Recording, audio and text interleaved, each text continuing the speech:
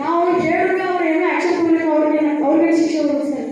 Action ತಗೊಳ್ಳಿಲ್ಲ ಅಂತಂದ್ರೆ ತಕ್ಷಣ ಪ್ರತಿಕ್ರಿಯೆ ಕೊಡಲಿಲ್ಲ ಅಂತಂದ್ರೆ ನಿರಾಕರಣೆ ಮಾಡಿದ್ರು ಅಂತಂದ್ರೆ ನೀವು ನಿರ್ಲಕ್ಷ್ಯ ಮಾಡಿದ್ರು ಅಂತಂದ್ರೆ ಅವರಿಗೂ ಕೂಡ ಈ ಪೋಕ್ಸೋ ಕಾಯ್ದೆಯಲ್ಲಿ 3 ರಿಂದ 5 ವರ್ಷ ಜೈಲು ಶಿಕ್ಷೆ ಆಗ್ತಕ್ಕಂಥದ್ದು.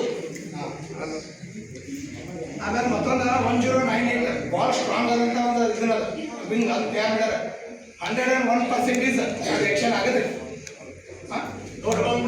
ತಕ್ಷಣ 30 ಸೆಕೆಂಡ್ ಗಂಟೆಗೆ ಅಲ್ಲಿ ಪೊಲೀಸ್ ಬರ್ತಾರೆ. 1098 ಕಾಲ್ ಮಾಡಿದ್ರೆ ನಾವು ಯಾರಿಗೆ ಕಂಪ್ಲೇಂಟ್ ಮಾಡಿದ್ರೆ ಅವ್ರು ನಮಗೆ ಏನಾದರೂ ತೊಂದರೆ ಮಾಡ್ತಾರೆ. ನಾವು ಯಾರ ಬಗ್ಗೆ ಯಾರು ಕಂಪ್ಲೇಂಟ್ ಮಾಡಿದ್ರೆ ಅವ್ರು ನಮ್ಗೆ ಏನಾದರೂ ತೊಂದರೆ ಮಾಡ್ತಾರೆ. ಏನಾದರೂ ತೊಂದರೆ ಮಾಡುವಂತ ಅವಶ್ಯಕತೆ ಇಲ್ಲ. ನಿಮ್ಮ ಪ್ರೊಟೆಕ್ಷನ್ ಬಹಳಷ್ಟು ಸ್ಟ್ರಿಕ್ಟ್ ಪ್ರೊಟೆಕ್ಷನ್ ಸರ್ಕಾರದವರು ನಿಮಗೆ ನೀಡ್ತಾರ. ಏನಾಯ್ತಾ ಪೊಲೀಸ್ ಸೆಕ್ಯೂರಿಟಿ ನಿಮಗೆ ನೀಡ್ತಾರ. ಯಾವುದೇ ರೀತಿಯಿಂದ ತೊಂದರೆ ಮಾಡಿಕೊಡಂಗಿಲ್ಲ. ಆ ಅಪರಾಧಿಗೆ ಮರಣದಂಡನೆ ಶಿಕ್ಷೆ ನಿಮ್ಮ ಕರ್ಮದ ನಡೆದೈತಿ.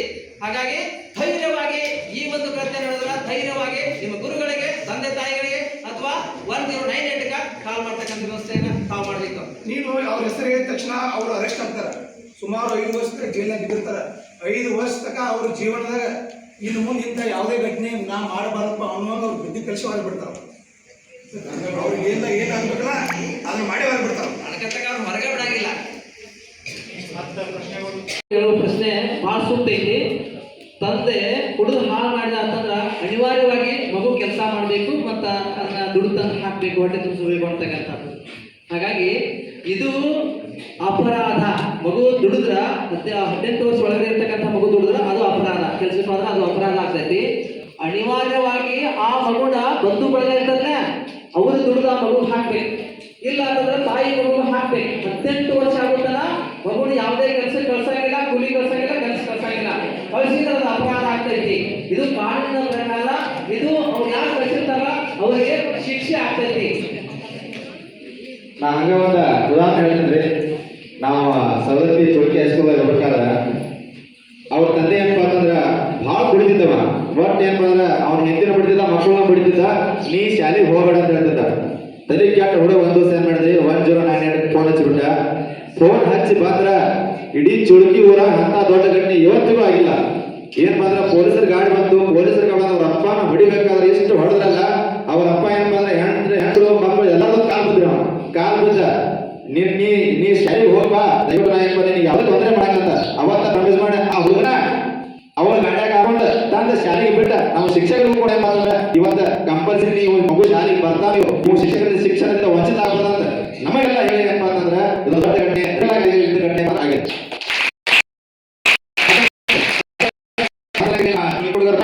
ಎಷ್ಟು 1098 ಎಷ್ಟು ಅಡಂಗ್ಸಿರಿ ಇಲೆಕ್ಷನ್ ಆಗೋದ್ರೆ ಬಸ್ಸುಗಳು ಭಾಳ ಕಡಿಮೆ ಇರ್ತಾವ. ಬಟ್ ಬಸ್ಗಳು ಬಿಡಂಗಿಲ್ಲ. ಏನ್ ಮಾಡಿದ್ರಿ, ಕೈಯಾಗ ಒಬ್ಬರ ಕಡೆ ಫೋನ್ ಹಚ್ಚಿದ್ರು, 1098 ಫೋನ್ ಹಚ್ಚಿಬಿಟ್ರು. ಡೈರೆಕ್ಟ್ ಏನಪ್ಪ ಅಂದ್ರೆ ಅಲ್ಲಿ ಡೈರೆಕ್ಟ್ KSRTC ಫೋನ್ ಬಂತು. KSRTC direct Saundatti depot phone ಬಂತು. ವಿದ್ಯೆ ತಕ್ಷಣ 5 ನಿಮಿಷದವರೆಗೆ ಬಸ್ ಬಂದಿತ್ತು.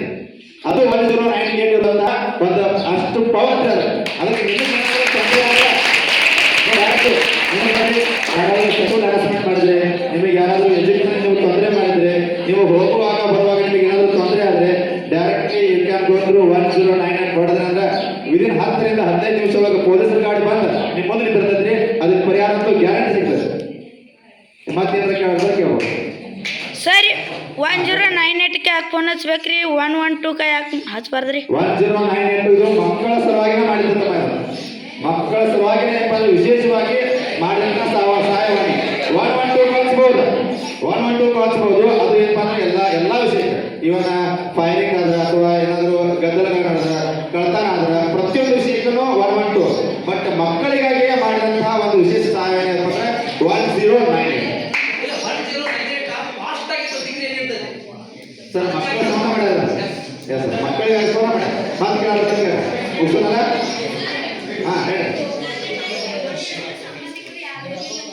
ತಂದೆ ತಾಯಿ ಸಂಬಂಧಿಕರು ಅಂಥವ್ರಿಗೆ ಏನಪ್ಪ ಅಂತಂದ್ರೆ ನಮಗೇನಪ್ಪ ಅಂದ್ರೆ ಸಾಕಷ್ಟು ಅನಾಥಾಶ್ರಮಗಳಿದಾವೆ. ಅನಾಥಾಶ್ರಮಗಳು ಅವರಿಗೆ ಉಚಿತವಾದ ಶಿಕ್ಷಣವನ್ನು ಸರ್ಕಾರ ಕೊಡಬೇಕು.